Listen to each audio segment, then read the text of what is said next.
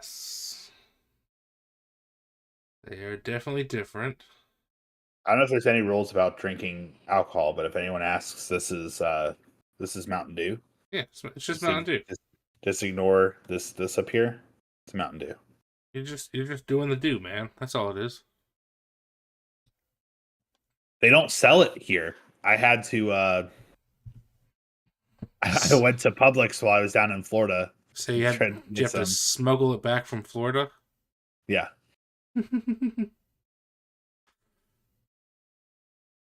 I don't know why they because it's Mountain Dew didn't get a liquor license in South Carolina. And I Really? don't know what. Yeah, it's like, why would you not sell Mountain Dew product in South Carolina? That's dumb. Dumb, dumb, dumb. I don't know if they have it in Georgia. The only states I've seen it in are Florida and Tennessee so far. So I feel like I saw it in Georgia and also thought that sounds like a bad time. But I might not have. no, it's good. If you find some, you should get some. We'll see. The ones that are because there's 4 flavors. Yeah. The ones that are actual Mountain Dew flavors, which is the original and the Baja Blast, they taste just like Mountain Dew. Wow. Okay. Yeah. Might be worth looking into. All right. Are we ready to It's such an awful thumbnail of me. Let's go.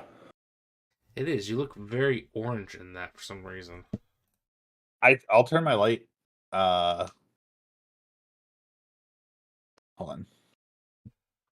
Make it white instead of, because it was my light has 3 settings. There's white, mix, and then yellow or orange or whatever. What's the one So you're normally on? normally it's the middle one, which is what I had it on. So I don't know why I'm Interesting. so orange right now. I don't know.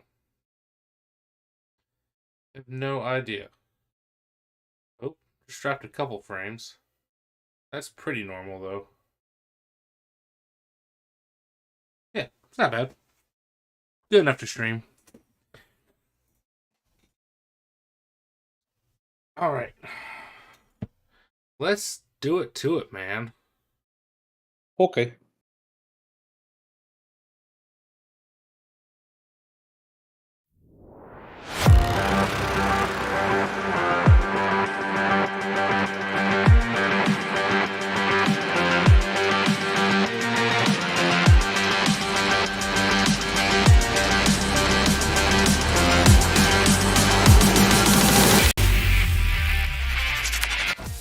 What a wild weekend of football. I'm actually quite glad we did not make any official picks last week because, oh boy, would we have been wrong.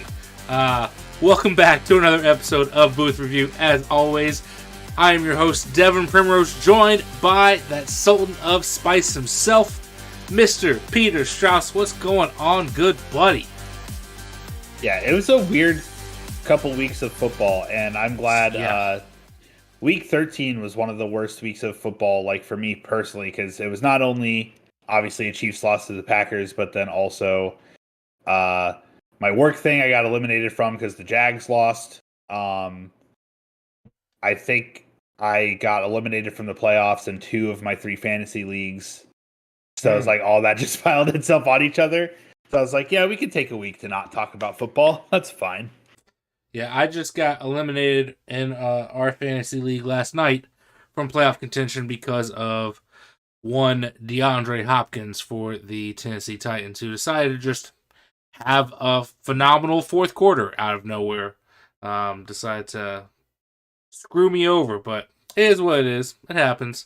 I somehow managed to make the playoffs in the Deep Keeper League, which I have some semblance of a team. That's it. Managed to take them to the playoffs, so I'll take it. I thought there was a chance that the Giants-Packers game could be a trap game because the Packers were riding so high it had to fall eventually.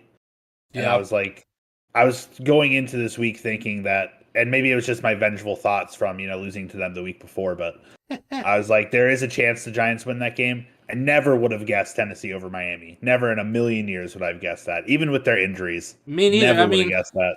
I've got to say, I know there's been a lot of talk in the media from these old heads about not liking the two Monday Night Football games going on simultaneously. I personally really like it. I enjoy it. I think being able to showcase more games is a good thing. And yeah, you do have to kind of split your viewing and pay attention to the game you want to pay attention to, whatever. But I don't know. I'm a fan of it. I'm here for it. I wish it happened every week instead of just one every now and then. And maybe that's what they're testing out, is eventually getting to that. But I gotta say, last night was pretty dang good football as far as like from a viewing standpoint. I think the actual game itself between the Giants and Packers, the actual football itself wasn't necessarily great play, but it was fun to follow because of the back and forth nature of the game, as well as what was happening in the Tennessee-Miami game. So I'm here for it. Yeah, Tommy DeVito looking insane out there. Old Tommy Cutlets. I gave him best of the booth a few weeks ago, so I didn't go with him today. But you got to shout out what he's doing over there with that, like, for sure. I think that's their third win in a row or something like that. Yep. With, I mean, a win over the Packers with how the Packers looked the last 2 weeks going into this game. Like, I mean, it's a big win for them for sure. Like, yeah, I mean, so like we did power rankings in the Discord community. Shout out to that. If you're not in the Discord, hop in. The link should be in the description of the episode. But for like we do, supposed to be doing all season, which we have slacked severely this year. But we do community power rankings, and this past week, somehow the Packers managed to get into our top 10. I mean, and it's hard to argue with that coming off of back-to-back wins over the Chiefs and the Lions, two top-tier teams. And you would think that the Giants should be a pretty easy opponent, and everything just kind of looked off for the Packers. Defensively, they definitely struggled slowing down. It's weird because I don't think Saquon really beat them on the ground, but Tommy DeVito definitely did with his legs. It was the fear of Saquon getting the run game going that I think really opened Tommy DeVito to. And they weren't able to get the consistent pressure on DeVito that they were able to get on Goff and Mahomes in the last two games, and which is it's odd because DeVito went into this game as one of the most sacked quarterbacks over the last couple of weeks, and I don't think Green Bay got a single one on him. There was one time that I think it counted as a tackle for a loss instead of a sack, because he was already like taking off running. But yeah, defensively, for whatever reason, they couldn't slow down the Giants' offense at all. And offensively, my goodness, they couldn't do it. Like everything just felt off. Nothing felt like it was coming easy, like it looked the last couple of games, where Jordan Love just looks comfortable and in control. He did not look that way last night, and everything was just a little bit off. And I don't think that's necessarily like him regressing to what we saw the first 4 or 5 weeks of the season. I think it's more just these are going to be growing pains. Like you're going to get games like this occasionally as he continues to develop as a quarterback and build chemistry with no veteran presence out there. I mean, Romeo Doubs is the veteran on that team, and he's in his second year. That's your veteran wide receiver. And I'll say this, I don't think there is a true one on that team. I think those wide receivers are probably 2s and 3s on most teams. Yeah. So even Christian Watson has done nothing to show me that he is like a legit one, and he wasn't on the field last night. So, yeah, I just think that they're missing that big dynamic wide receiver that you can rely on in big moments. And you have a lot of guys that are talented, but not that elite superstar talent level. Yeah, and pretty much every team has to figure out who their who their stars are if they haven't already, because Yeah, the playoff race, it's not Kadarius Toney. I can tell you that. it is definitely not Kadarius Toney or Jawan Taylor. Listen, every like, because the Chiefs have lost four games now, right? Is it 4 or 5? I can't even remember. We've lost too many games now, and at Yeah, this point, it's like I think about putting them under review. It's like no, because this is now what I expect from Kadarius Toney. This is right, now what I expect from our play calling. This is now what I expect from Jawan Taylor, and it would be like putting Brandon Staley under review every week. Like right. I'm not going to do that. Yeah, um, but yeah, the playoff race in both AFC and NFC still pretty wide open. I mean, very wide open. I All the think. way down to the 13th seed in the NFC. They're only one game back. That's Yeah. the Chicago Bears. Yep. Um, and in the AFC, there's what is it? 6 teams tied at 7-6 for the 6th seed. Yeah, a ridiculous amount of teams. Yeah, I mean, I think we've somehow it's worked out to where I still feel like there's a pretty clear separation between like the Niners, Eagles, Cowboys in the NFC and the rest of the NFC. And then the AFC, like, man. Even the Eagles now after the last 2 Yeah, weeks, which we'll get to. I would But say, like, in the AFC, you have the Ravens, and that's like it. And there's like a and pretty even clear separation between them and the rest. But even then, I don't think it's a huge separation. I just think that you can say they are definitively better than these other teams. the Ravens have just made like the Ravens are also very mistake prone, like the Oh, rest for of these sure. Yeah. top teams have been.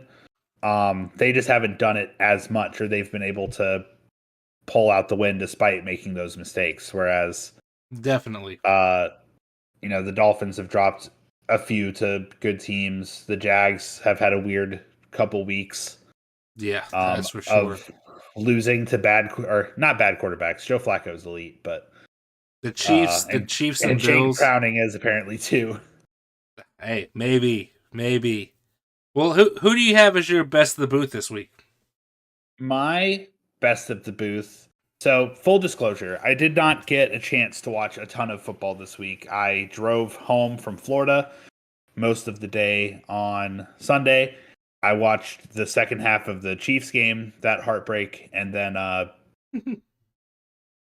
didn't really get to watch much last night either. But going back, watching highlights, looking at stats, you got to give a shout out to, I think, really their first big win of the year. And I'm just going to give it to the Bears as a whole. The Bears coming out, bullying the division leader in the Detroit Lions 28-13. Justin Fields almost 300 or like 275 total yards, 223 in the air, 58 on the ground, 2 total touchdowns. No turnovers for him, which I feel like is pretty big. Yeah. But that defense, Shaquan Brisker had like 17 total tackles, 13 of them by himself, which I think is a pretty big number for one guy to get on his own. They also had 4 total sacks, including Justin Jones getting 1.5 of those, 5 total tackles for loss, 7 pass deflections, and 9 QB hits. 4 of those from Montez Sweat, who, we were wondering why the Commanders traded, but I mean, he's making an impact on that defense already for Chicago. So, yeah. I mean, that's a solid choice. And honestly, we're gonna get a little weird with this because I'm gonna combine it with my under review because my under review is Jared Goff, the quarterback for the Detroit Lions who just lost to the Bears. I don't know what it is about this Chicago team, but it's been Jared Goff's kryptonite this year. They've played twice, as you do with divisional opponents, and in those 2 games, he has gone 43 of 70, which is just over 61%, so not great. 395 yards, 3 touchdowns, 5 picks, 5 interceptions in those 2 games combined. He has 10 on the season. So literally half of his interceptions this season came against Chicago. A Chicago Bears defense that Jordan Love played and looked like an elite quarterback. I don't know what it is about Chicago that gives him trouble. His 2 lowest passer ratings of the year came against the Chicago Bears defense. So whatever Chicago's doing against the Detroit Lions offense, which we have all universally, pretty much across the sports media, as universe, have all universally agreed that what Detroit's doing on offense is top tier, like top 5 level offense in Detroit. Ben Johnson, the offensive coordinator, is probably going to get a head coaching opportunity after this year because of how many vacancies there'll be. And I don't know what Chicago has figured out, but I mean they're slowing down that offense. That offense can't do anything. So yeah, Jared Goff, you've got to be better in games like this, man. Like, this is a team that we expect to do big things this year. At least win the division. At least go make the playoffs. Maybe they make a deep run. Who knows? But at least win the division and make the playoffs. And you're slowing your team down the stretch. I mean, there's 4 games left, and Green Bay is only 2 games back. The Minnesota Vikings are only 1 game back. Like, they could very easily lose this division because of Jared Goff's play against bad teams. You can't play like that against the Chicago Bears and expect to go out and win a division. Yeah, especially look at the rest of Detroit's schedule here. I wouldn't exactly, with how these teams have been playing, the Bears or the Lions still have the Broncos, who have been playing well. Yep. The Vikings twice, which are streaky, hit or miss at this point, but are desperately fighting for a playoff spot. They need quarterback play, but yeah. And then at Dallas, who at this point at home, might be a problem. So so they have a guaranteed loss on that schedule. Yeah. And that means they can't afford to lose any of the other 3. And I think they might lose one of them. They could potentially lose to the Broncos or one of the Vikings. Because playing the Vikings twice in 3 weeks, that's hard to do with any team. Right. So, which I think I want to say, well, no, I was going to say I think the Packers do the same thing, but no, they played them earlier. So basically, what we are both saying is the Lions are probably going to go 2-2 over the last 4, which would mean they end at 10-7. The Packers' schedule is Bucks at Carolina, Vikings, and then Bears. And that's a pretty easy schedule. The Packers could go 4-0 over that stretch. Probably won't, but could. And if they do, they end at 10-7. And I don't know who has the tiebreaker between them and the Lions, but I know that they split the series, so it'll go to whatever the next tiebreaker is. You're going to lose the division in the final 4 weeks to a team that started 2-5 or whatever it was, 2-6.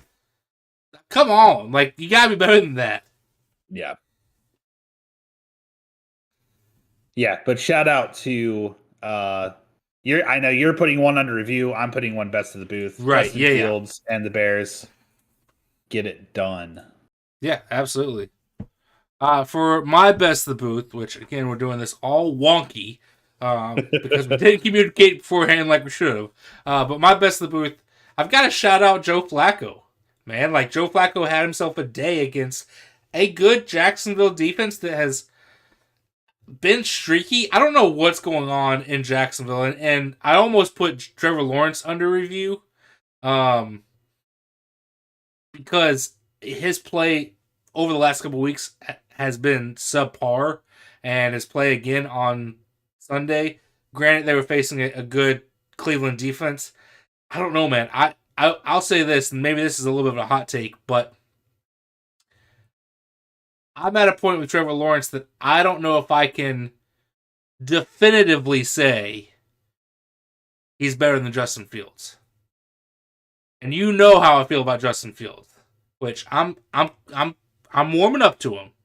So I'll put that out there. But I don't know if I can definitively say that Trevor Lawrence is the better quarterback from that draft class. But anyways, going back to Joe Flacco, the dude is like pushing 40 years old, coming off the streets to come play for this Cleveland Browns team. Crazy thing is, anybody else in the league could have gone and picked him up. The Vikings probably would love to have this version of Flacco. The New York Jets would absolutely love to have this version of Flacco with the way those two teams' seasons have gone with their quarterbacks going down.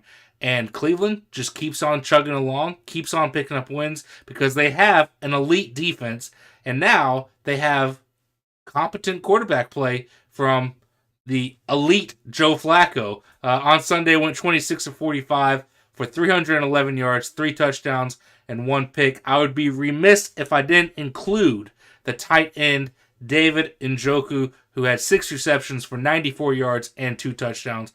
Also had a great day for him. Njoku has just kind of always flown under the radar as like one of the better tight ends in the league. I do think it's due to him constantly dealing with injuries.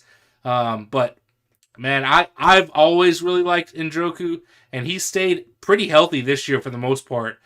He just hasn't had a quarterback to throw the ball to him. Except when he literally lit his own face on fire. Oh, yeah.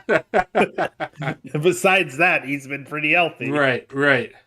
But yeah, shout out Joe Flacco and David Njoku. A great day for them. What is funny, and again, I didn't particularly get to the stats or the highlights from this game, but just looking at the numbers, yeah, ESPN disagrees with you. Yes, ESPN, his QBR is not great. Gave Joe Flacco, elite Joe Flacco, a 35.1, but gave Trevor Lawrence, despite having 3 interceptions, a 48.1. Yeah, I'm very interested in their. I'm wondering formula. how much they're putting the blame on Lawrence's failures on Ridley and Zay Jones, because Calvin Ridley was only 4 of 13 and Zay Jones was 5 of 14. So they had a lot of targeting. Well, some of those could have been throwaways too, because technically on when a quarterback throws the ball away, it's a target. There's still a target. Yeah, if there's not a target, then it's intentional grounding. So I'm just wondering if that's what ESPN saw, and then like David Njoku. I mean, Amari Cooper was also 7 of 14, so his catch rate wasn't great either. But I don't know. Still had 7 catches. ESPN's got their QBR formula locked away in Walt Disney's vault somewhere, so is what it is. Yeah, well, ESPN, I'm not trusting you because the other numbers gave Cleveland Browns the win, and so we're going with elite Joe Flacco. ESPN's who should be under reviewed this week. Always. What's crazy is Joe Flacco, unless something changed today, is still not even really technically a Cleveland Brown. He was put back on the practice. I don't understand that move at all. I don't know. So they have to do it unless they sign him to a deal. And I don't know if like Joe Flacco. Yeah, because it's like you activate somebody from the practice squad, you have them active for either a week or 2 weeks or a certain amount of days. And then if you don't sign them to a deal, they go back to the practice squad until you activate them again. So I'm assuming that's what they're going to keep doing until somebody desperate close in the playoff hunt who wants a quarterback. Maybe we look at the standings here. The Steelers probably use them. Well, that's in the NFC. The Vikings could take a crack at him if they don't trust Josh Dobbs anymore, or if Geno Smith stays hurt, they could get him in Seattle or the Jets. The Jets, maybe not. What do you mean Aaron Rodgers isn't coming back? Rodgers should not be. And even though Zach Wilson did look good somehow on Sunday, we all know that's not the real Zach Wilson. So that's who I would say should go get him. But they should have gone and gotten him, 6 weeks ago. So I don't know. I mean, maybe the Chargers could get him to try to save their season, but Yeah, I don't know if that would matter with it now that wouldn't. Herbert's on IR. But It wouldn't matter, and I guess it wouldn't matter for the Jets either, because the Jets are what 5-8, something like that. yeah, they're the same record as the Chargers, Yeah, 5-8, they're basically out of it. which It is would crazy. take, They're only 2 games back. yeah, but it would take a miracle. Yeah, So, who's your under review? under review. I need to go. I'm doing a full team again because, and this is kind of punishing them for this week and last week, Right. and it breaks my heart, but because I love the Philadelphia Eagles, even though we have our differences the last few years. Right. Philadelphia Eagles have always been like still one of my like secondary teams that I like to watch. Yeah. And it's just crazy to watch them go from, being in the Super Bowl last year, looking like the most dominant team in football, and then all of a sudden now they play two juggernauts back to back. And I know I was saying the thing about the Cowboys the other week, but I think this game really sticks out how good that team is. And, Right. especially at home, apparently, in the AT&T Stadium, they are unstoppable. But Jalen Hurts, only 18 of 27 for 197, so not even a 200-yard game. No offensive touchdowns at all for this team. And only completed passes, or only attempted passes, to 4 targets. A.J. Brown caught 9, Devontae Smith caught 5, Goddard caught 4, and Zacchaeus caught 1. And that's it. 3 of their best players lost fumbles. Jalen Hurts lost a fumble. A.J. Brown lost a fumble. Devontae Smith lost a fumble. Yeah. This team has just decided to start crumbling under pressure. I don't know if it's problems that they've had that are just getting exposed now because they're playing 2 of the best teams in football. I don't know if it's anything to do with the coaching. I don't know. I don't think Nick Sirianni is a bad coach. He's a little hot-headed, but I don't think he's a bad coach. I don't know what's going on with this team, but if they are going to make the same run that they made last year with now pretty definitively being the 3rd best team in the NFC, they're going to have to play the Cowboys or the 49ers again. And they got to get their stuff together if they're going to have a chance to make it back to the Super Bowl.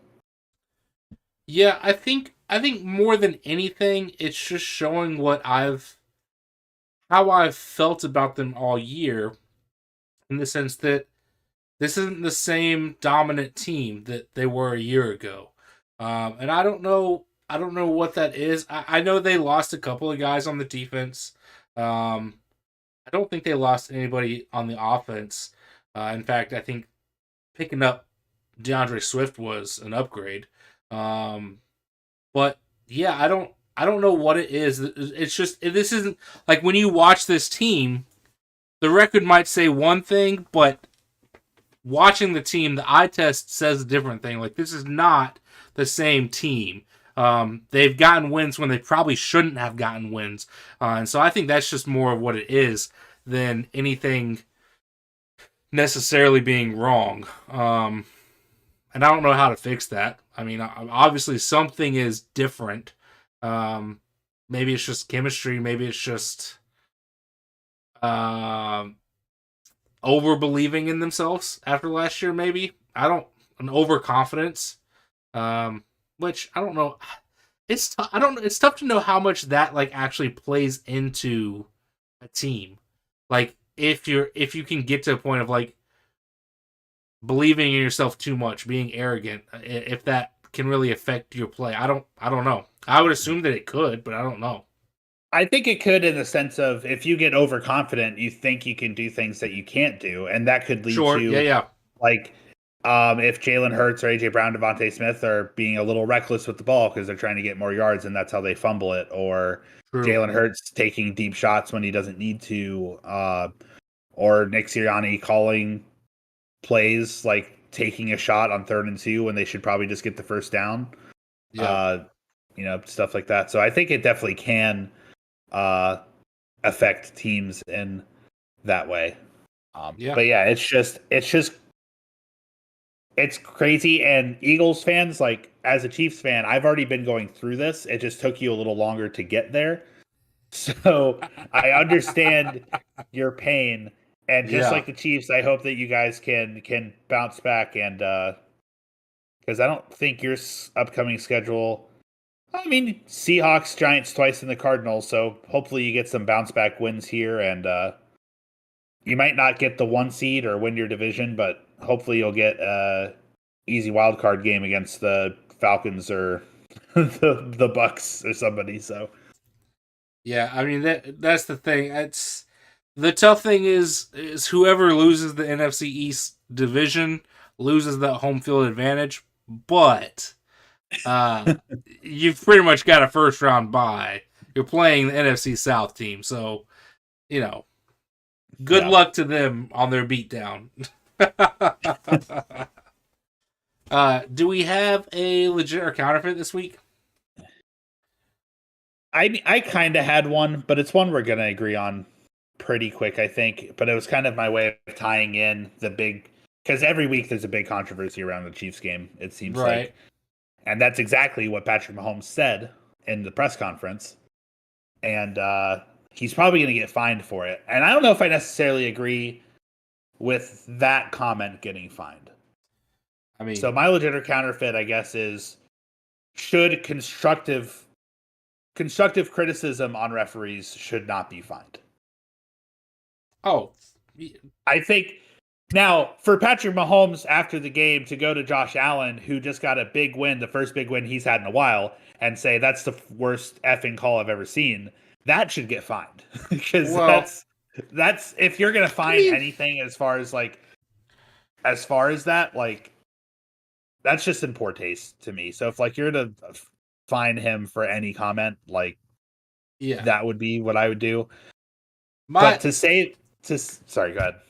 No, I mean I was just gonna say that I don't think either of what he said should warrant a fine. At the end of the game, when you're going up and talking to the other quarterback, like you're going up and talking to a friend more times than not. I mean, most of these quarterbacks are friends with each other, or at least friendly with each other. And so what Patrick Mahomes should have said in that instance probably is, hey, great win, whatever, and move on. But being somewhat friendly with Josh Allen at this point, I mean, they've played each other multiple times. I think those two guys probably know each other fine. I don't think there's anything wrong with that. I do think it makes Patrick Mahomes look a little childish. I think the whole tantrum that he threw makes him look a little childish. Yeah. Because at the end of the day, like, offsides is a rule. And if you expect it to get called on the defense, which I get it, they missed a call, a couple plays later. I get that. If you're going to expect them to call it on the defense, and you're going to want them to call it on the defense, you have to want them to call it on the offense at the same time. You can't have one without the other. Offsides is a rule for a reason, and Kadarius Toney was blatantly offsides. Yeah. There's nobody past the line of scrimmage. I mean, it was blatant. It was bad. So I don't know. Favorite. Before I get into my serious part of it, my favorite take was that going back and watching the play that got them to that spot. Yeah, it looked like they actually marked it like a yard short, and so they were saying that Kadarius Toney's feel for the game is so good. He went to where he saw the ball like actually get out of here, and everyone else was wrong. What sucks is that like it wasn't just like a big play to win the game. It was like one of the greatest plays by Travis Kelce to win that game. That's what sucks, is that it takes away like one of the best plays by this future Hall of Fame tight end that should be shown in highlight packages for the rest of his career, gets taken away because of Kadarius Toney and his big foot. But it is what, like, it's part of the game. It is what it is. I'm with you. I don't think that constructive criticism of the refs should ever get fined. The NFL, for whatever reason, has this weird thing of like, oh, you can't talk bad about the NFL. Like you gotta respect the shield and you gotta look out for the NFL. And I don't think that that's the way it should be. I think that you should be able to call out bad officiating when you see it. Like if you play in a game with awful refs, you should be able to say, hey, like, we need to clean some of this up. Like these are some missed calls on both sides, blah blah blah. I think going out and saying, "Oh, f these refs, f these mother effers," like obviously that should get fined. That is a bad look not only for the player itself but also the NFL. But calling out what you think is bad officiating, I don't think is a bad look. I think that players should have the ability to do that. Yeah, I think coaches should too. I want to be perfectly clear also. Like I am like it was the right call. 100%, yes. Going to D&D for a second, obviously not like an official rule in the handbook, but D&D has a unwritten, technically actually it is written, because in the rule book it says the DM's final word goes. So in D&D, there's a thing called the rule of cool, where it's if you want something to happen that's really cool, the DM might find a way to let it happen. It doesn't exist in football. That's the unfortunate part here. And I see a lot of Chiefs fans trying to make this argument, but it's just not how it works, unfortunately. Yeah. As cool as that was. And we've been on the other side of that so many times. Like I sometimes I hate being lumped in with that, where it's Chiefs fans think this. It's like, no, I don't. It's just we want what's best for our team. So obviously we're going to root for what's best for our team, but it was the right call. Yeah. You can't argue it's the right call. I think Mahomes is just frustrated because it is every game, whether it's on going for us or against us. It is every game, it seems like at this point, where it comes down to a referee decision instead of a play on the field. I mean, I don't think it's necessarily just the Chiefs. I feel like it's a lot of big games. Yeah. I mean, this year especially, it has felt like most games are coming down to bad officiating. And so I don't know what that is. I think the NFL has a lot to clean up in the offseason when it comes to officiating, when it comes to the guys that enforce the rules. But I think thinking that it's just the Chiefs or thinking that it's taking it personally, which I do think Patrick Mahomes kind of has done, I think is very Brady 2.0 and very Patriots-like. I don't like how he acted on the field after the game. Like saying what he said in the press conference is one thing, and I get why he's frustrated. I saw this today, a fun stat about Patrick Mahomes. Even though it's not like his best season he's ever had, it is the highest completion percentage that he's ever had in a season. Right. And 21% of his incompletions are dropped passes.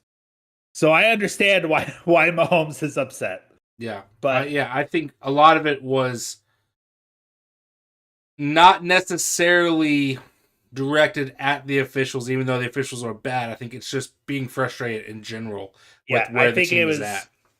The wrong time and the wrong target for this particular flame up. That needs to happen. Not on the press conference, not in public, in the locker room. Just give it to them. Just say, take the entire wide receiver room and invite Jawan Taylor in and say, you guys are costing us games. Fix it. Yeah, I mean, what needs to happen? Again, I said it in the Discord. I don't know how Kadarius Toney is still on that team. They don't have another, they don't have a main guy. They need him. I mean, I feel like between what he has the talent, I said this in the Discord, the team has been lacking discipline. Yeah. And they just keep doing dumb things in big moments. Fair. All right. Well, I say it's time to move on past week 14. Put it in the rear view, turn our attention to week 15, and hey, man, how about we get picky with it?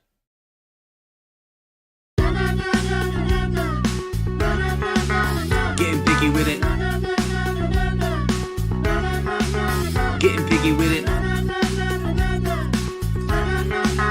Getting picky with it. Getting picky with it. I don't know what you are at record-wise. Well, I think the last time we picked, we went even because we only disagreed on 2 games and we went 1-1. So I should still only be like 4 games behind you, I think. I'm at 119 and 74. Yeah, okay. Then yeah, that's right. Because I'm 123 and 70. So Cool. That's right. Yeah, 2 weeks ago was actually fairly good for both of us. I feel like, but last week would have been rough, or this past Sunday would have been rough. I think each of us only got 2 games wrong. Because I got Indianapolis over Tennessee, you got KC over Green Bay, and then we both missed Arizona beating Pittsburgh. And Jacksonville and Cincinnati. So we each picked 3 wrong. Yes. Yeah. I went 10 and 3. So pretty happy with that. Yeah. Well, starting us off Thursday out in Las Vegas, man. Old Herbie and Al Michaels cannot catch a break. We have what's left of the Los Angeles Chargers head into Vegas to take on the Las Vegas Raiders. Both these teams stink. This game is, I don't know. Hopefully it's fun at least, but it's probably not going to be. Vegas 3-point favorites. I guess that's fair because who knows what the Chargers are going to put out there. I don't know what to say about these teams. They're just there. They're just there. They're just kind of doing something, but not really. Give me Vegas because I don't believe the Chargers have anything, especially now with Justin Herbert going down. And I'm just ready for Brandon Staley to get fired. Give me Las Vegas. Who you got, man? The Chargers rolling into Las Vegas with Easton Stick at quarterback. Ugh.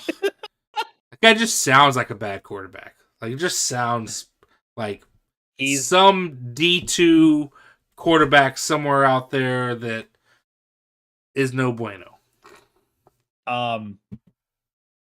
Let's see. I don't know. What division is North Dakota State in? That's okay. Well, that's not technically D2, but it is the FCS level of D1.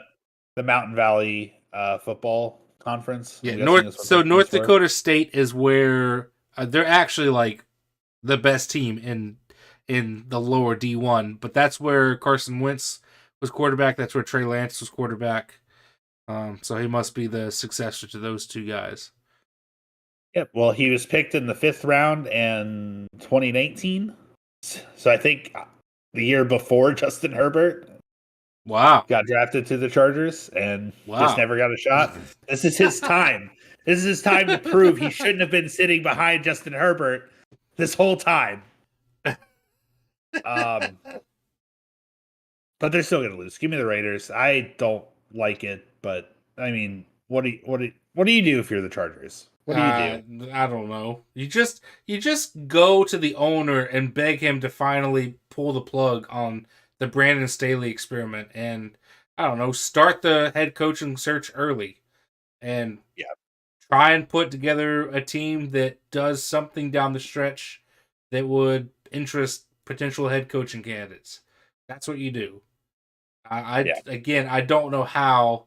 I genuinely do not know how Brandon Staley still has a job. It baffles me. Oh, man. Well, let's move on to Saturday, because we got Saturday football. Starting us off at 1 p.m. over on the NFL Network. They got the triple header on Saturday. We have the 7-6 Minnesota Vikings clinging to the 6th seed in the NFC, somehow 1 game ahead of a whole bunch of other teams. Heading into Cincinnati to take on Jake Browning and the Cincinnati Bengals. Hey, Jake Browning might just Nick Foles the Cincinnati team. He might just go on a run and go win himself a Lombardi and get himself a statue outside of the stadium like Nick Foles in Philly. Cincinnati, 3.5-point favorites. The Vikings are a mess. I mean, good Lord. When you beat the Raiders 3-0 in a game, just awful. And now, Josh Dobbs had his moment in the sun for this franchise. And now it's Nick Mullins' time to shine. Maybe he can do something. Who knows?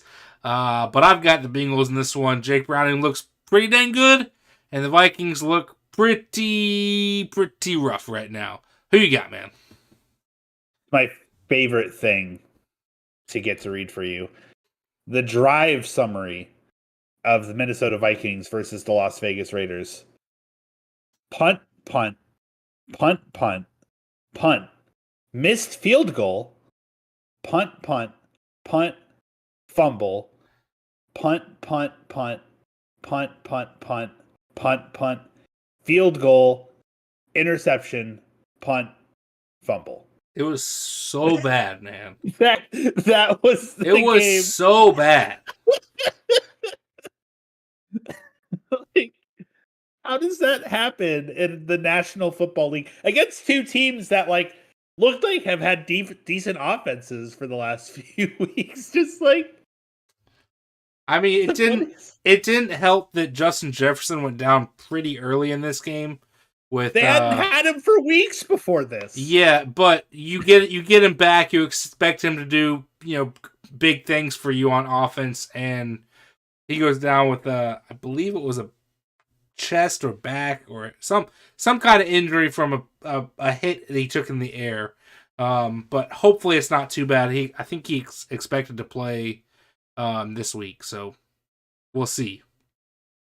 Who knows how much good it's going to do. I'm still going to go with the Bengals. Jake Browning is rolling. I don't know why. I don't know why this is happening, but it doesn't make sense.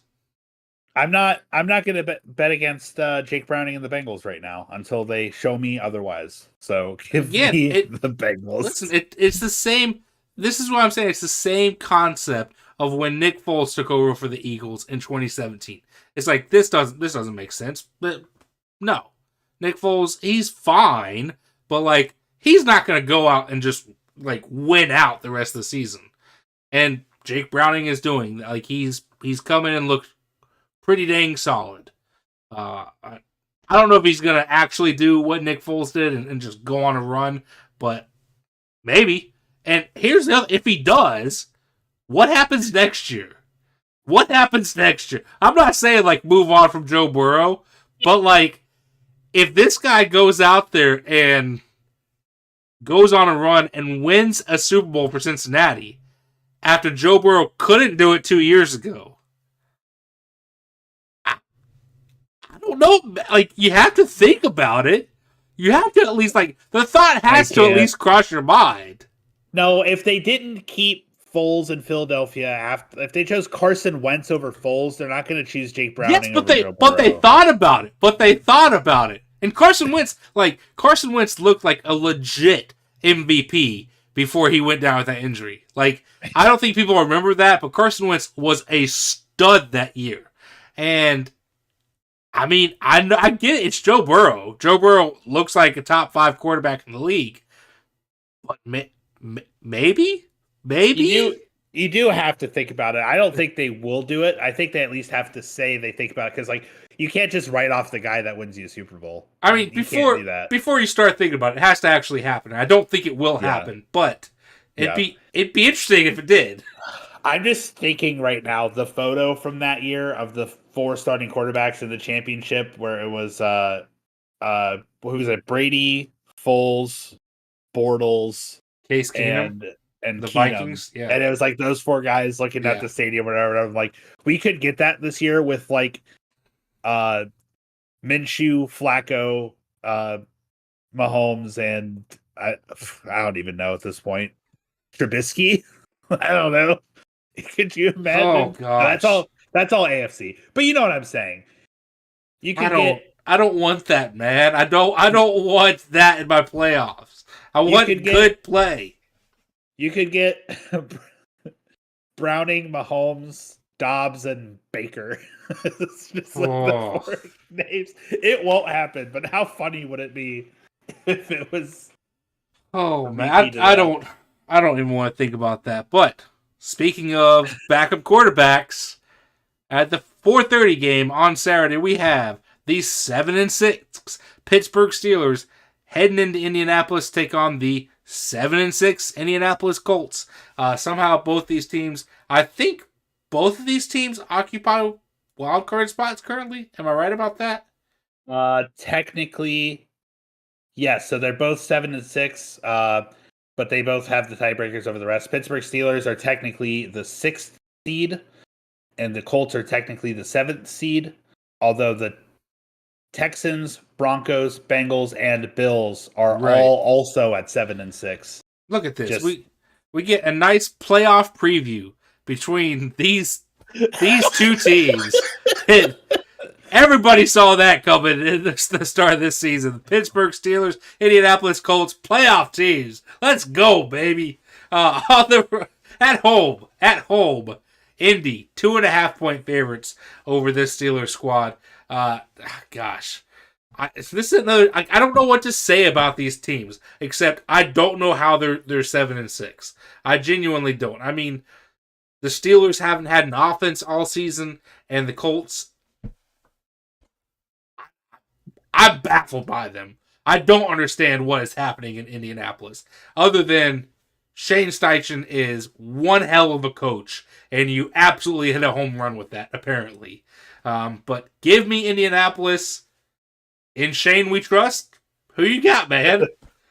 It's so the Colts lost last week, and I will personally take the blame because I was not here on this podcast to say that Minshew Mania is running wild. So let's get it going again. Give me the Colts over the Steelers on Saturday at 4:30 in Indianapolis. Listen, as the unfortunate soul that has Gardner Minshew as my quarterback in fantasy, on the team that I just made the playoffs with, mind you, Minshew Mania is not running wild. I just want to throw that out there. It's not happening.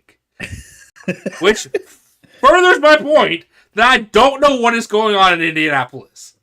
I don't know how they win the games that they win. I don't get it. I don't understand it.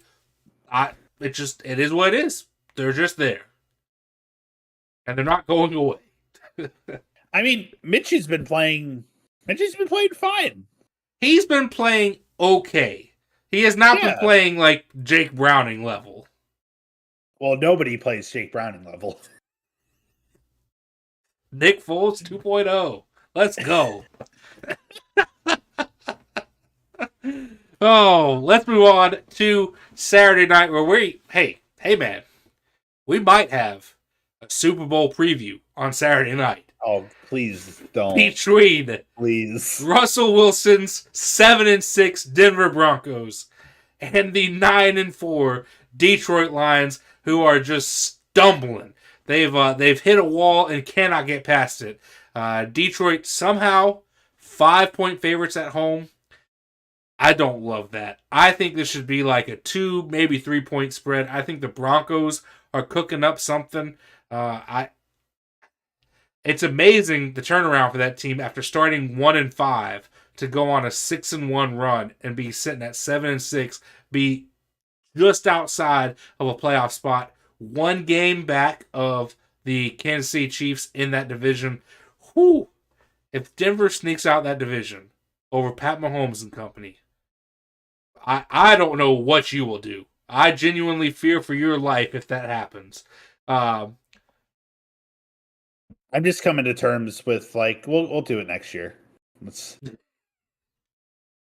Or at the very least, our season starts in January. That's where I'm at right now. We all know how much I love this Detroit Lions team. How I've been on this Lions squad for what feels like forever now. Please don't. Been behind Dan Campbell and the boys. Been loving some MCDC, getting those boys juiced up and fired up and ready to go. And I don't think they're going to be fired up on Saturday. I'm picking the Denver Broncos. I don't know what the hell has gotten into me. I don't know what's happening to this podcast. I'm going with Denver. Who you got, man? Remember, I did it a few weeks ago, and it worked out for me. You did. It was against the Browns. Because it was like, how people keep picking the Broncos. I don't know why. And it's like, because they keep winning games for some reason. You're probably correct. I hope I'm not. I genuinely hope that I'm not. I want to see the Lions get their crap together. I'm going to stick with my heart here and just beg, please, please don't lose to the Broncos. Please don't do it. I'm picking the Lions. Just begging to the football gods. Please, Pigskin Papa. Please, don't let the Broncos get the win. Jesus Christ. I hate football. Oh. Let's move over to the Sunday action. We have some pretty important games when it comes down to playoff seeding and who's going to make it in and who doesn't. Who doesn't? Sure, we'll roll with it. I think there's a grammatical error somewhere in there, but who cares? Not a grammar pod. The 6-7 Tampa Bay Buccaneers are heading into Lambeau to take on the 6-7 Green Bay Packers. At home, this Packer squad, 3.5-point favorites. Coming off the loss to the Giants. That win would have been pretty big for the Packers. They could have been a game up over a bunch of teams in the NFC. They could have been just 2 games back of Detroit in the division. But they get the loss to the Giants, and now they have to bounce back and recover. And this Bucs team is beatable for them, for sure. But I think this Bucs team has got some life to them. I think they've got a little bit of moxie to them. All that said, I'm rolling with the Packers, but I won't be surprised if Baker and the boys sneak out a win. Who you got, man? Yeah, that's kind of where I'm at. As fun as it would be to pick Tampa Bay to win this game, there's just you can't put faith in Tampa Bay on a week-to-week basis, where I feel like even though they lost to the Giants this week, the Packers have been getting a little bit more and more consistent and have proven themselves against big dogs. So I'm going to go with Green Bay, but like you said, if Tampa Bay pulls off a win, desperate, their only hope at the playoffs is keeping that number 1 spot in the NFC South, and they definitely have to win because, spoiler alert, it would be a miracle for Atlanta to lose this week. So,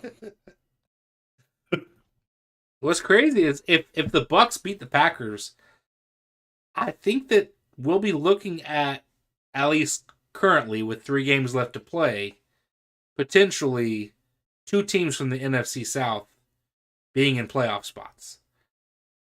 I don't know. I mean, I think maybe some other teams would have to lose as well. But because there's so many teams tied at 6-7, and the Packers somehow have the Rams and the Seahawks are ahead of the Falcons in tiebreakers. Okay.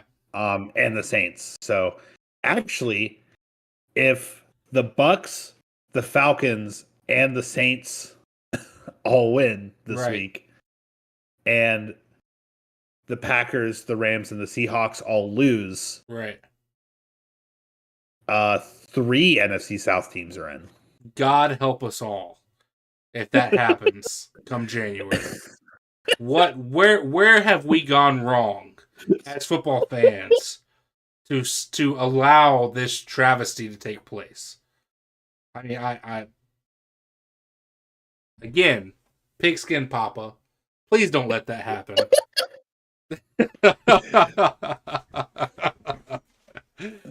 Oh, let's move on. We have the 5-8 Chicago Bears heading into Cleveland to take on the 8-5 Cleveland Browns. Flacco looking like his former self, out there slinging dimes. Cleveland at home, 3-point favorites over this Bears squad. Only 3-point favorites.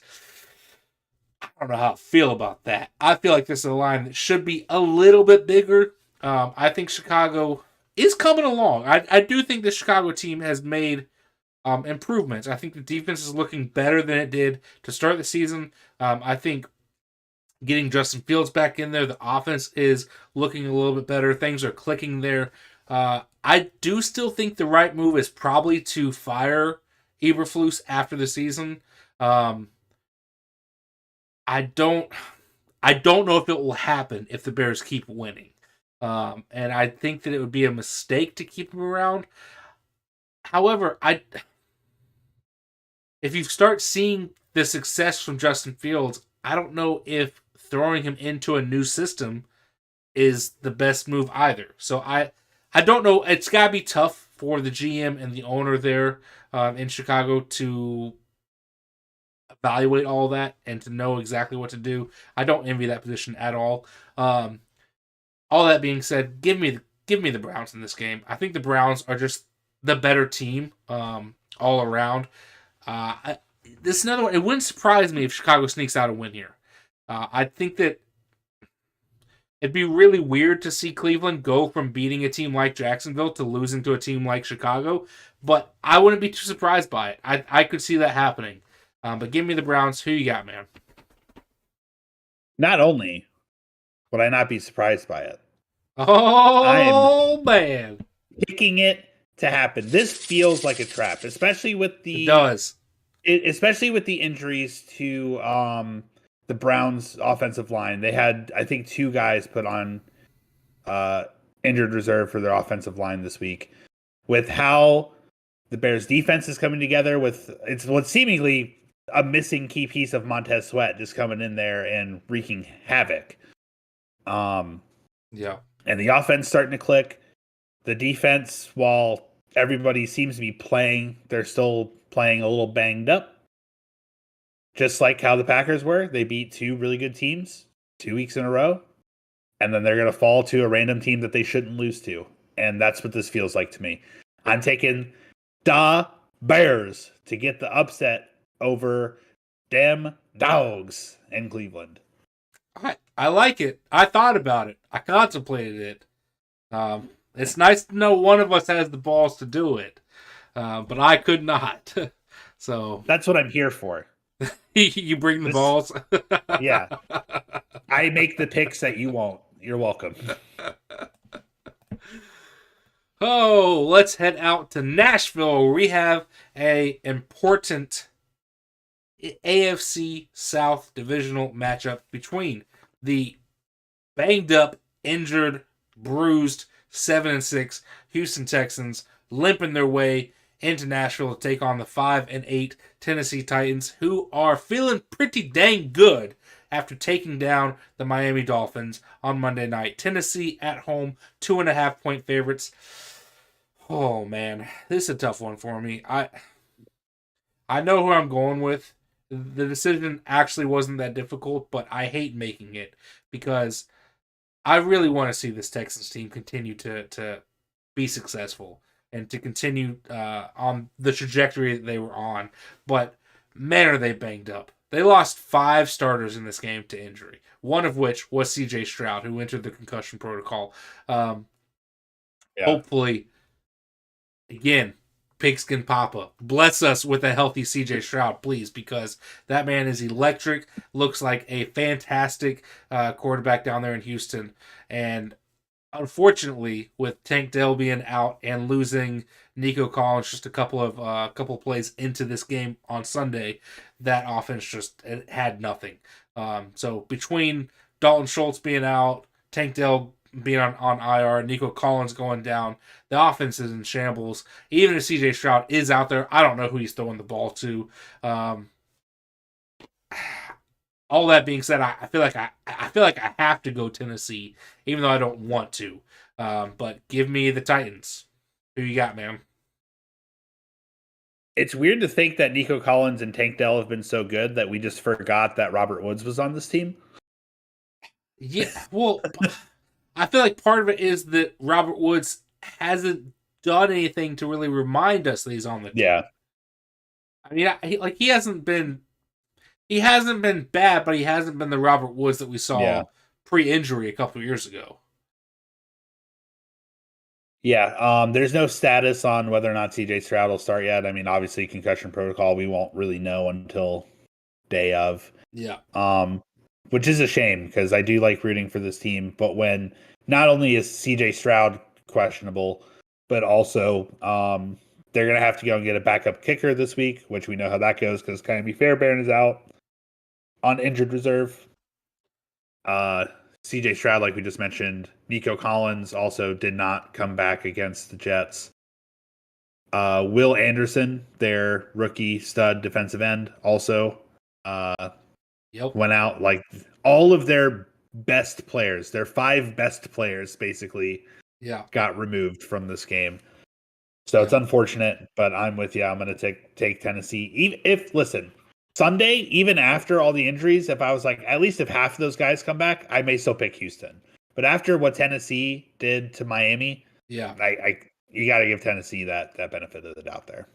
Yeah, and I do. I mean, I think what this Texans team has shown this year, more than anything, I think what they've shown is that what I was saying about them in the preseason is probably pretty accurate. This is a team that is on the right path, that is even as early as this year a sneaky contender.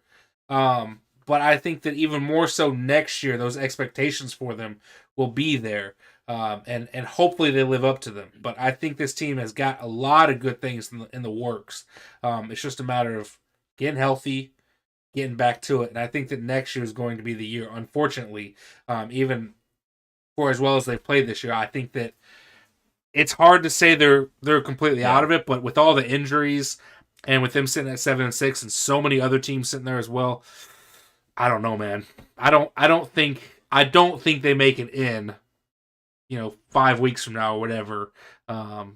Unfortunately, but I think they're on the right path. I think next year is going to be a lot of fun for Houston.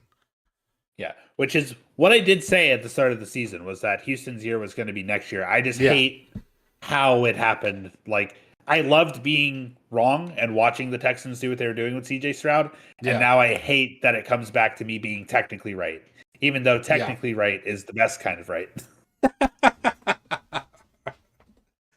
Oh, well, speaking of that Dolphins team the Titans just beat, let's head down to Miami where we have the New York Jets, the 5-8 New York Jets that still are technically not out of it. They could make a run. I don't think they will. And please, Aaron Rodgers, stay home, man. Get healthy. Don't come back too early.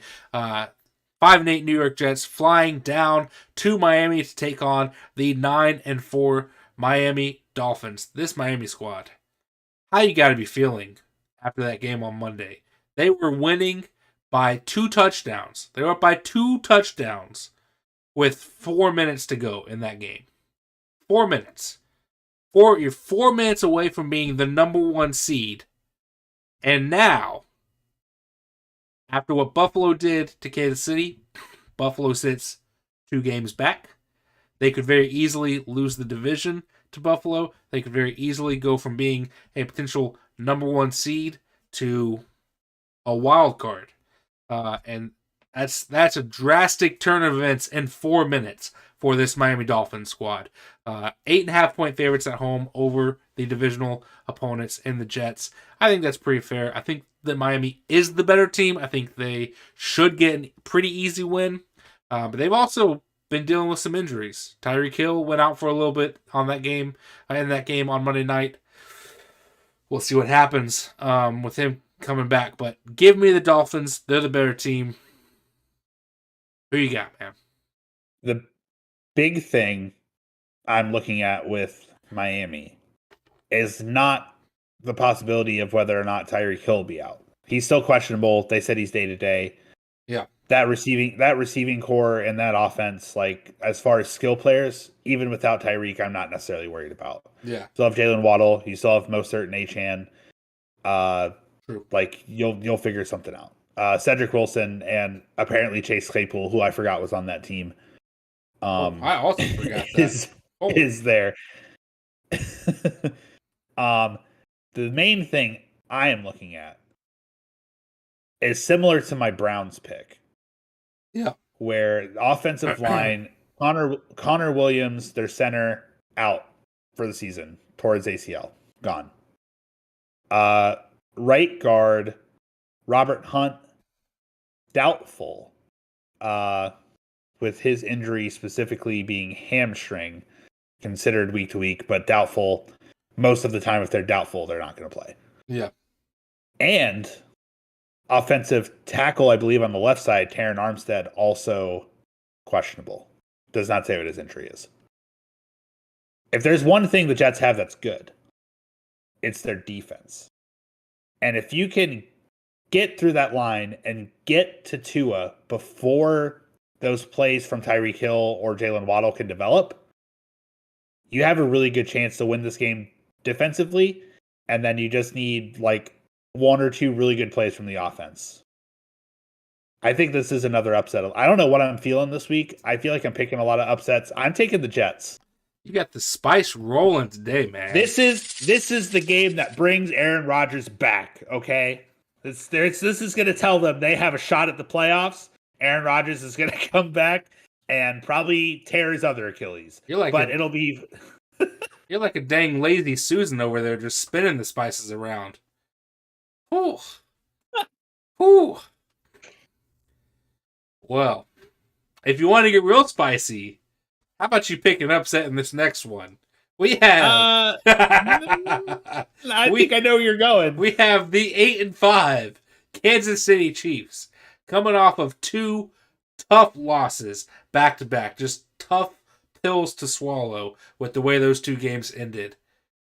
Heading into Foxborough to take on the 3-10 New England Patriots. On the road, Kansas City, 9.5-point favorites. Listen, I get it. You're coming off two bad ones back to back, two tough ones, two stinging ones, two games that probably shouldn't have ended the way they did. If you lose this one, it's time to reevaluate some major things. I don't know what those major things are, but you've got some big questions to ask yourself if you lose to this Patriot squad. I'm picking the Chiefs. I don't think there's a chance in hell that this New England Patriot squad wins this game. Who you got, man? Yeah. New England Patriots are also eliminated from the playoffs, so It's not like they're even playing for anything. At this point, nothing would surprise me. I'm still going to pick the Chiefs. I think for us to have hope for the season, we need to slaughter them. We need to double that 9.5 point favorite for me to be comfortable with our season going the rest of the way. You need a good bounce back offensive game. That's what you need. A game where Patrick Mahomes is slinging the ball around, looking like the Mahomes of old, getting it to those receivers, the receivers actually catching the ball. You need like a classic Travis Kelce 142 touchdown type game. You need to get we need to see that offense again. That's what needs to happen. Yeah, even if it's not as good, I want to see mistake free. I want to see no penalties on Jawan Taylor. I want to see no drops. Like that's what I want to see. If it's if they're playing good football and covering our guys, then that is what it is. They're just a better team. Yeah. But it's when 21% of the incompletions are dropped passes, that's insane. Yeah. That can't happen. Yep. And also, we should just release Jawan Taylor, but they won't listen to me. So. Oh, man.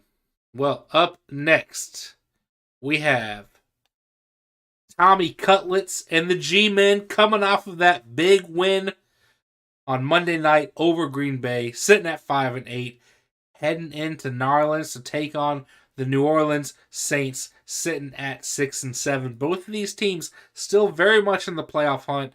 Giants have a tad bit more work that they have to do, and they don't have the benefit of a bum division they could possibly win, as the New Orleans Saints do. At home, the Saints squad 6-point favorites. I think that is a garbage line after the way the Giants have played the last 3 weeks. Winning 3 in a row, the Saints look not great. Between the Bucks, Falcons, and the Saints, I think the Saints squad is probably the worst of the 3, which isn't saying much, but I don't think they're that good. I'm rolling with the Giants in this one. Give me the G-Men with the upset. Who you got, man? And I thought this was one we were going to disagree on. How can you bet against Tony Cutlets? How can you bet against the man bringing this to the NFL? I don't know if you saw the videos of his agent on the sideline. The most Italian-looking man I've ever seen in my life. There is no way. There's no way that is an actual agent of an NFL player. I have to, like, that guy is a caricature. Like, he is not a real person. You look at everything going on, like, the Tommy DeVito story is just great. What he's doing with this team, playing in a stadium that he grew up just on the other side of a river from. His family own a plumbing business who has a photo of 2 of their plumbers dressed as Mario and Luigi. It's not a joke. Of course they do. Of course they do. The most, like, this is the energy the Giants needed. The Giants coming back to their roots, showing their Jersey side, even though they're the New York Giants. They're the New Jersey Giants. The New Jersey football Giants, we all know it. Give them the win. Give them the victory over the Saints. Yeesh. I tell you what though, like, if they were to go out and really beat the Saints, I'm talking about, I say really beat them, but if they were to win this game by 10 to 14 points, then I think I would start having some, like, actual real faith in this Giant squad. That I do think it might be a little too late for them. But they're only a game back from a wild card spot, and they have the tiebreaker over Green Bay now. So I don't think it's crazy. I don't think it's crazy. Their defense has sneakily kind of stepped up these last 3 games. For sure. Which I know one was against the Patriots, but the other 2 against the Packers and the Commanders, giving up basically an average of 20 points to those 2 teams is pretty good. Listen, one of the big reasons why that offense couldn't get anything going, why Green Bay's offense couldn't get anything going, is because of being under constant pressure. Constant pressure. Kayvon Thibodeau was back there in the backfield on almost every single snap. And the other thing is, they weren't getting pressure from bringing the blitz every single down. They were getting pressure with a 4-man front. A 4-man front was getting back there to Jordan Love on almost every snap. It was ridiculous. That defense is playing very, very well. Very well. Agreed. Let's head on out to Charlotte, where we have a NFC South divisional matchup between the 6 and 7 Atlanta Falcons and the low life of the NFC South, the 1 and 12 Carolina Panthers. Carolina is one of the 3 teams that I think has been eliminated from the playoffs. Maybe there's only 2, but they are one of them. They have no chance at doing anything. Basically, just trying to show something of value to potential head coaching candidates. On the road, Atlanta 3-point favorites. I think you could bump that number up some because this Panther squad is stinky poo-poo, and the Falcons should pretty easily beat them, I would think. I'm rolling with ATL. Who you got, man? Yeah, so only 2 teams eliminated so far, 1 from each conference. The Panthers from the NFC and the Patriots from the AFC. Everyone else, besides those 2 teams, the only teams that are more than a game back, the Commanders and the Cardinals, both in the NFC, 4-9, 3-10, respectively. Basically eliminated. The AFC, everybody's pretty much in it except the Patriots. The Chargers, Raiders, Jets, and Titans are all only 2 games back of the 6 seed record. So it's Crazy. anyone's ball game happening over here. That being said, Atlanta has the luxury of basically getting a free win this week. I mean, you knows what happens during divisional games, but I would be shocked if the Panthers pull out a win here, even though Arthur Smith is not a great coach and will probably do something dumb at some point in the game.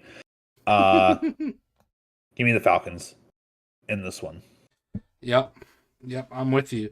Well, speaking of those Washington Commanders, they are sitting at 4-9, basically eliminated, but they're heading out to the Rams to take on the 6-7 Los Angeles squad at home. This Rams team 6.5-point favorites.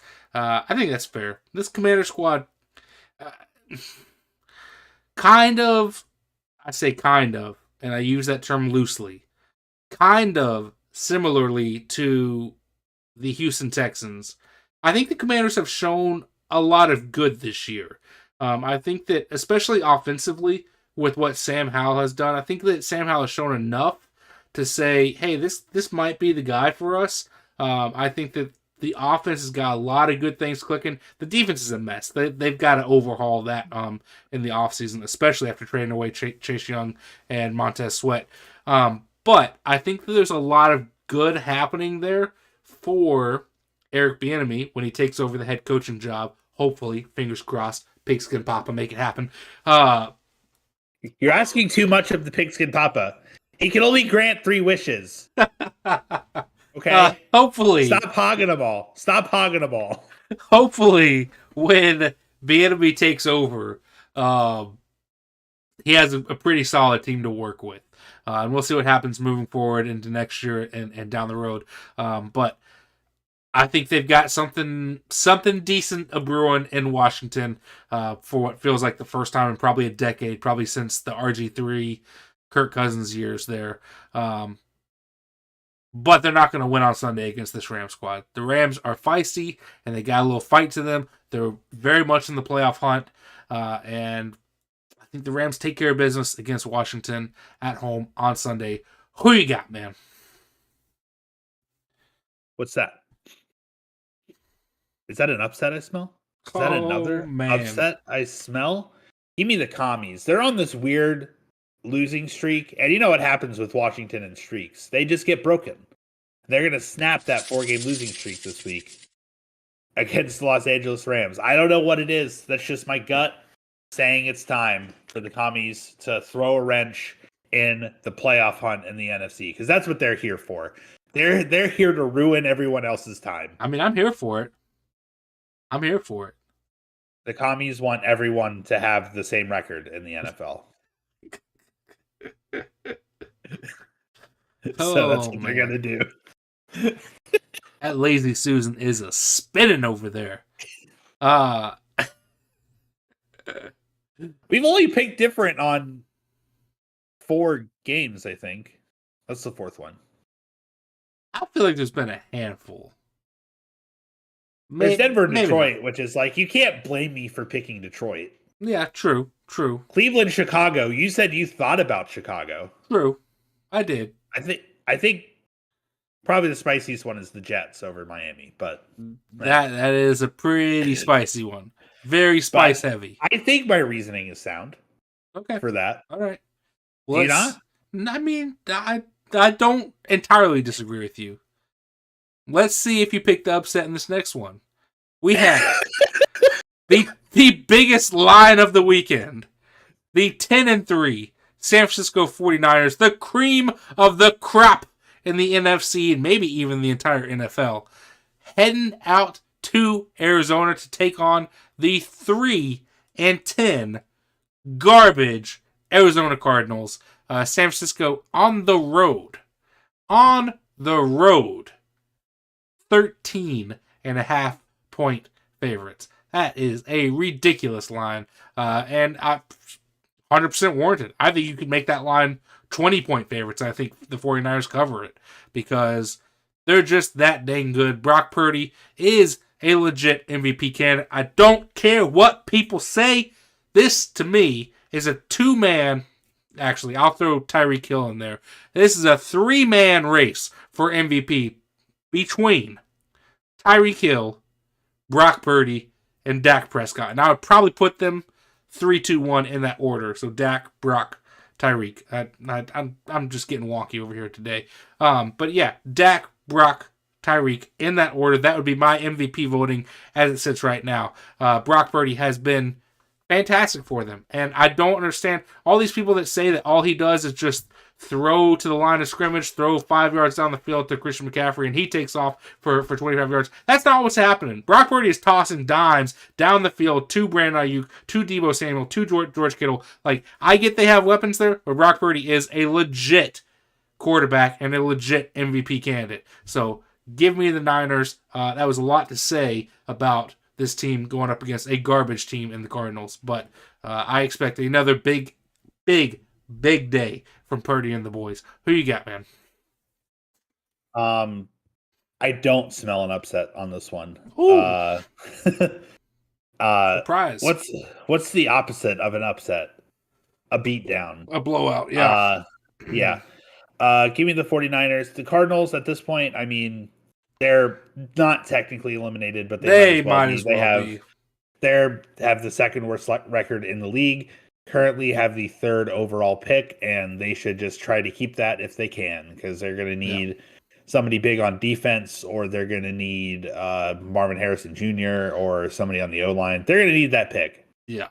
So yeah, give me the San Francisco 49ers. Cardinals' playoff chances are currently being held together by duct tape and a prayer. So, yeah. Let's head up north to Buffalo in what has to be probably the biggest game of the afternoon slate. We have the 10-3 Dallas Cowboys just steamrolling people right now, coming off a big win over Philly on Sunday, heading into Buffalo to take on the 7-6 Buffalo Bills, who should be sending a thank you card to Kadarius Toney for that win on Sunday over the Chiefs. The Bills still very much in the hunt for the playoff spot. We wrote this team off 3 or 4 weeks ago, and now here they are. They're right back in the mix. Buffalo somehow there's some weird lines this week. This is the most disrespectful line of them all. Somehow the Buffalo Bills, sitting at 7-6, sneaking out a win over the Chiefs because of Kadarius Toney's right foot, are 2.5-point favorites over the Dallas Cowboys at home. Are you kidding me? How is this? And how are the Dallas Cowboys an underdog right now to anybody? I get it. The Buffalo Bills are solid, and I get it that it's in Buffalo and not in a dome, but what the hell? Can someone explain this to me? The Dallas Cowboys should be favorited against any team in the NFL except for the San Francisco 49ers. I don't get it. I don't understand it. I think there is some mad disrespect being thrown Dallas's way. Give me the Cowboys. Who you got, man? You know why the Bills are favored? Because it's fun to hate the Cowboys. It is. Don't deny it. I mean, don't you deny it. Nope, stop it. It is fun to hate the Cowboys. It's always been fun to hate the Cowboys as long as I've been alive. It is. So even when they're good, we're still going to hate them. That being said, it is a very disrespectful line. I do think the Cowboys are great. I do think the Cowboys are going to win. Would I be surprised if they do something dumb and lose? No, because they're the Cowboys and they're fun to hate, and I hope it happens. But I don't think it will. I think the Cowboys. I don't get the Bills. The Bills having at home advantage. God forbid it snows in Buffalo, because all of a sudden the Bills can't play. So, give me the Cowboys. I'll say this about Buffalo. I think Buffalo is trending back upwards. I think that they have a good chance of making the playoffs, mainly because I don't think it should be the Steelers and the Colts in the 6th and 7th seed spots. I think that it should be Buffalo, and honestly, maybe even Cincinnati with what they've done with Jake Browning. We'll see what happens, but I think that Buffalo will get one of those two spots. However, this is the game to show me why you deserve one of those spots. Go out there, win a game against a very good Dallas squad. Very, very good Dallas squad. And get it done. And show the sports world that you're back and that you're not going anywhere and that you're still one of the best teams in the AFC. Show that. Go get it done. That's all I gotta say. Let's head to Sunday Night Football down in Duval. We have the 10-3 Baltimore Ravens heading into Jacksonville to take on the 8-5, kind of struggling Jacksonville Jaguars. On the road, Baltimore 3.5-point favorites. Probably fair. This Baltimore team has had its ups and downs. They've played down to some opponents. They've definitely lost some games that they probably should have won. This Jacksonville squad is struggling. Trevor Lawrence has not looked... I feel like Trevor Lawrence hasn't quite taken the step that we expected him to take this year and elevate himself into that top-tier, elite-level quarterback that we all expected when he entered the league. I like Jacksonville. I think they're a very good team. I don't think they're good enough to hang with the Baltimore Ravens. Give me Lamar and the bunch. Who you got, man? Yeah, the Ravens could find a way to screw it up, but right now, as I see it right now, the Ravens are either the third or fourth best team in the league. Yeah. I think again, something crazy could happen. The Ravens are notorious for, just like the Chargers. They might charger the game up. Yep. But as it stands, with how the teams have been playing, I'm going to pick the Ravens. Yep. Well, that leaves us with Monday Night Football. We have the 10-3 Philadelphia Eagles coming off of that loss to the Cowboys, heading out to Seattle to take on the 6-7 Seattle Seahawks. Seattle also in the mix, fighting for a playoff spot. On the road, Philly 4-point favorites. Pretty fair. I think that should probably be a little bit higher in Philly's favor. Seattle's weird. Seattle is another weird team that's like, what's happening there? Like, there's times where they look great, and there's times where they just look a mess. I think the question mark of Geno Smith being healthy, will he play, won't he play? Who knows? It was Drew Lock, I think it was Drew Lock this past week. I think Geno played a little bit. I could be wrong, though. I thought it was mostly Drew Lock against the Niners. Could be mistaken, but either way, there is something going on with Geno. I know it was all Drew Lock. I apologize. I was incorrect. I think Geno in pregame warm-ups had some kind of injury happen to him. So yeah, that's something to watch.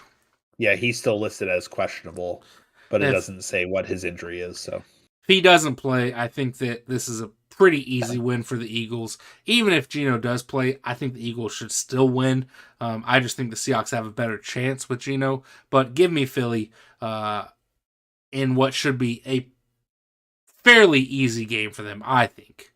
But Philly, again, hasn't looked as dominant this year, so we'll see. Who you got, man?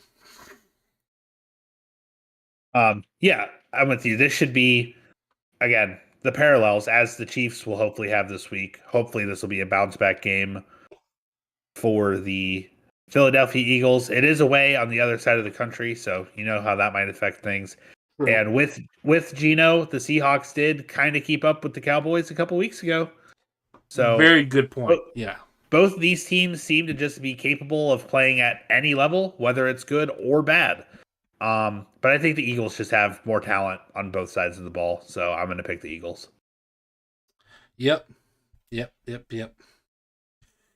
Well, I think we've got a handful of pretty decent games this week. Some pretty important ones, but should be some good matchups. Yeah, I'm looking forward to it. Looking forward to it for sure. But hey, as always, we appreciate you guys tuning in and listening to us in whatever capacity you are doing so. We're back on YouTube, so if you're watching us on YouTube, hey, thanks for hanging out. Make sure you click that follow and subscribe button. Make sure you're notified every single time we go live, usually on Tuesdays, sometimes on Wednesdays. We just kind of make it up as we see fit. But we appreciate you guys tuning in and listening. We love you. Thank you for the support. Hop into the Discord if you're not in there yet. The link is in the description of the episode. Follow our socials if you would like. But as always, I believe that's that. Good chow.